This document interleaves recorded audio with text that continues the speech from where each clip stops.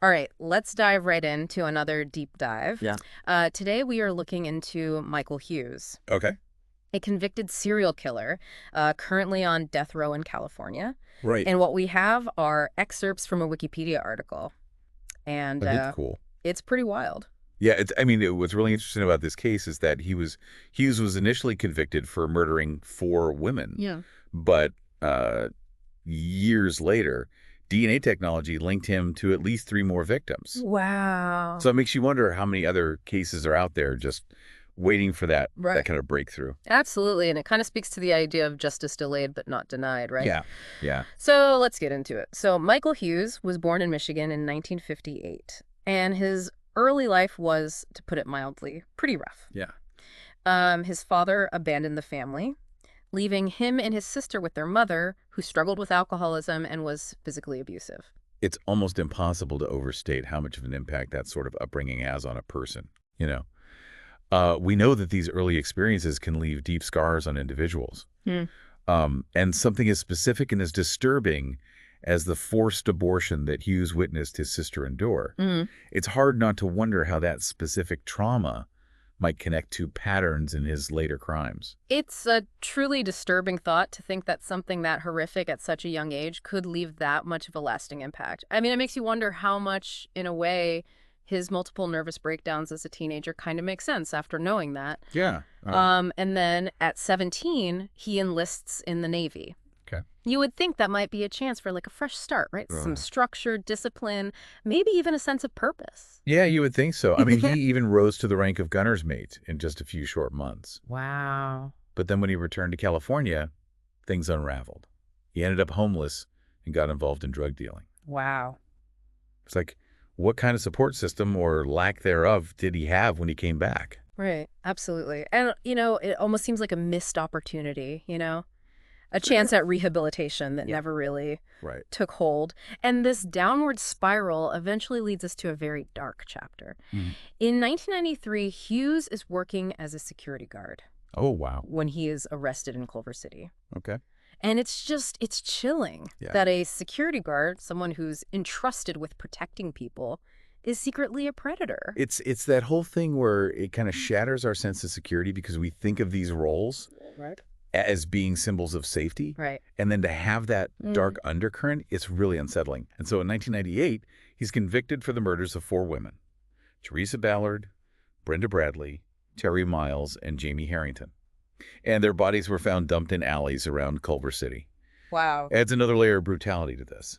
It's like he was trying to erase them, dispose of them like they were nothing, and he received a sentence of life without parole. So it seemed like, okay, that's it, case closed. But that's not where the story ends. Well, yeah, because fast forward to 2008, advancements in DNA technology allowed investigators to link Hughes to 3 more victims. Wow. And these murders took place between 1986 and 1993, meaning that some of them predate the crimes he was initially convicted for. Wow. So, again, persistence pays off, And the power of science. Yeah, Right. absolutely. It's incredible how technology can do that, breathe new life into cold cases. Yeah. So who are these 3 victims?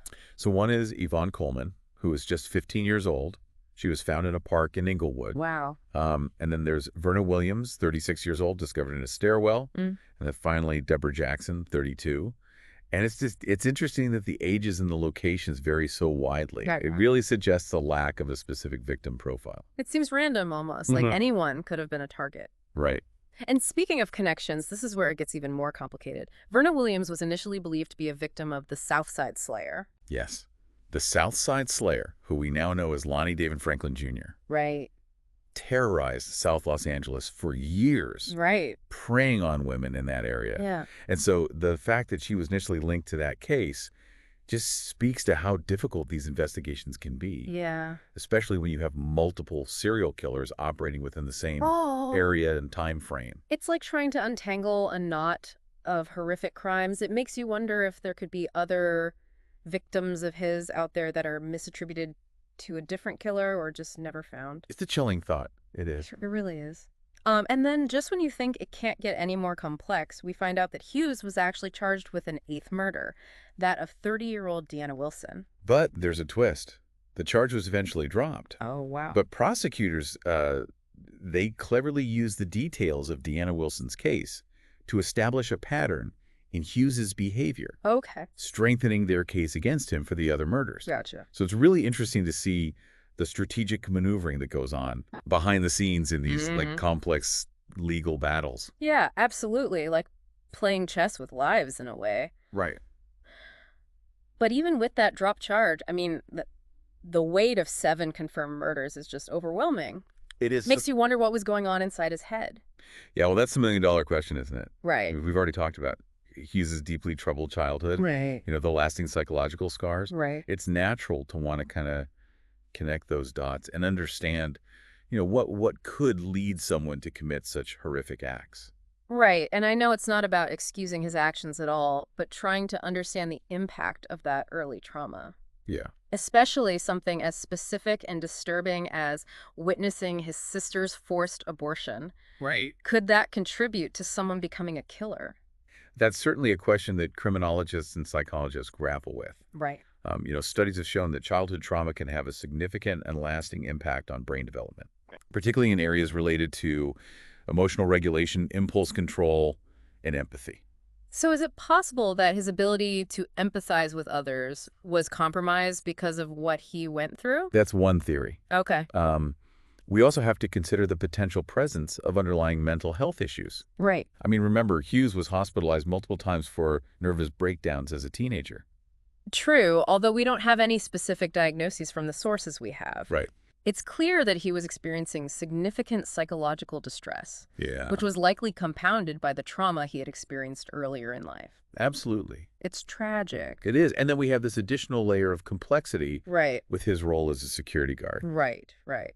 What do you make of that? Could his position as a security guard, someone in a position of authority, have fueled his crimes in some way?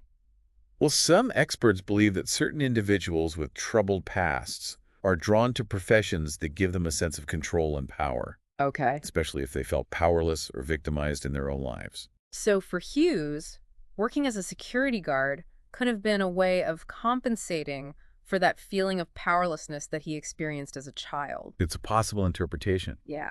Of course, it's crucial to remember that this is just one piece of the puzzle. Right. There's no single explanation for why someone becomes a serial killer. And we definitely don't want to generalize and say that everyone with a difficult childhood or anyone who works as a security guard is going to become a murderer. Right. It's much more nuanced than that. Exactly. It's about understanding the complexities of human behavior Right. and recognizing that there are always multiple factors at play, both individual and societal. Okay, so we've talked about Hughes's past and some of the potential psychological factors. Right. What about the bigger picture? Do you think societal issues played a role in his trajectory? That's a crucial question to consider. Yeah. We can't ignore the role of systemic factors like poverty, inequality, and lack of access to mental health resources. Remember how Hughes's life took a downward spiral after leaving the Navy? Right. He ended up homeless and involved in drug dealing. Yeah. I mean, those are challenges that so many people face, Absolutely. especially those transitioning back to civilian life after serving in the military. Yeah. It makes you think about the support systems or the lack thereof that are in place. Absolutely, yeah. And, you know, it's a stark reminder that we need to do more to address those systemic issues and provide opportunities for people that are struggling. Exactly. Yeah. And we also can't overlook the fact that Hughes primarily targeted women. Right. And that raises some really uncomfortable questions about gender-based violence and the broader societal attitudes towards women. It's essential to acknowledge that context Right. and recognize the ways in which women are disproportionately victims of violence. Right. These cases are about individual perpetrators, of course, Of course. but they also expose the systemic issues that allow such violence to persist. It's a sobering thought. Yeah. Yeah, and I'm also reminded of the Southside Slayer case, which was active around the same time that Hughes was committing his murders. Right. That case created such a climate of fear in South Los Angeles. Absolutely. Yeah. The fact that one of Hughes's victims was initially thought to be a victim of the Southside Slayer highlights just how interconnected these cases can be. Right. And the collective trauma that they inflict on a community. Yeah. So it's like a ripple effect spreading outward from the epicenter of the crimes. So where does all of this leave us? Right. What can we learn from the case of Michael Hughes?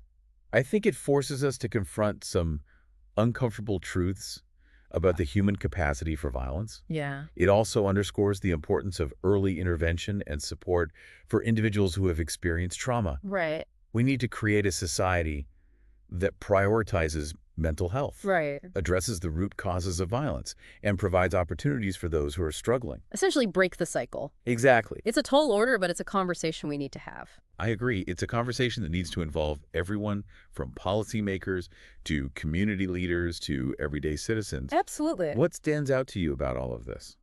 Honestly, for me, it's the DNA evidence. Right. It played such a crucial role in bringing Hughes to justice for these murders. Yeah. And knowing that technology is constantly evolving, it makes you wonder how many other cases might be solved in the future because of those advancements. That's what's so fascinating about forensic science. Right. It's constantly evolving. DNA databases are expanding. Investigative techniques are becoming increasingly sophisticated. It gives me hope that justice might still be served for victims and their families even years later. Yeah, it is remarkable how far we've come with that kind of technology. But it also makes you think about the ethical side of it, right? Yeah. Like as these databases grow, get more and more sophisticated, are there concerns about privacy or potential for misuse? It's a valid concern. The power of this technology is undeniable, but with that power comes a responsibility to use it ethically and judiciously. Um, we need to have these open and honest conversations about how this information is collected, stored, and accessed to make sure that we're protecting individual rights and privacy. Absolutely. It's a delicate balance, harnessing the power of technology to solve crimes while also safeguarding individual liberties. Precisely. And it's not just about DNA technology. Yeah. I mean, think about the fact that Hughes was able to operate undetected for so long while working as a security guard. All right. It's a reminder that appearances can be deceiving Yeah. and that even those we trust with our safety can betray that trust. It is a deeply unsettling thought. I mean, how do you reconcile that? How do you move forward without becoming overly suspicious of everyone around you? It's a tough question. It's about finding that balance between acknowledging the potential for danger while also not succumbing to paranoia. I mean, trust is essential for a functioning society, Right. but it's important to be aware of our surroundings, listen to our intuition, and be willing to speak up if something feels wrong. You're right. It's about being informed, empowered, not fearful. Right. And speaking of things that are unsettling, we can't forget about the possibility that there could be more victims out there. You know, people who are harmed by him but haven't been connected to him yet. It's a chilling thought. But, the good news is that investigative techniques are constantly evolving. Law enforcement agencies are increasingly collaborating and sharing information, Right.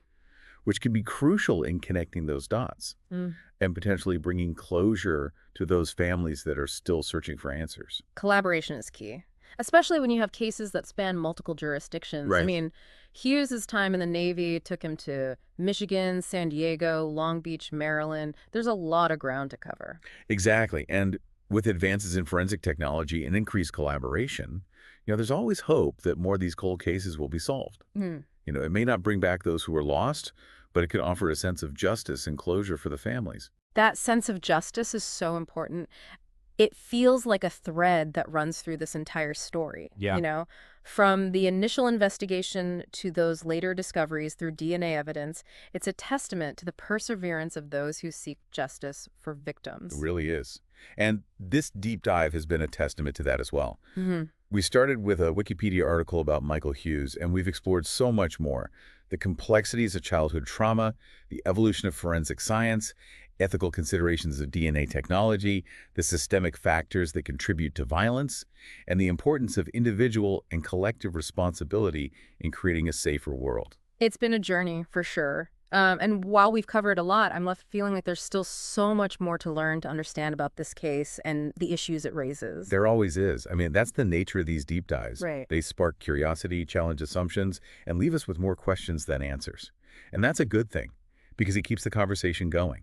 It does, and hopefully it inspires our listeners to keep exploring, keep questioning, and keep pushing for a world where justice prevails and tragedies like this become less and less frequent. Well, on that note, this has been a truly fascinating deep dive. Thank you for joining us. And thank you to our listeners for diving in with us.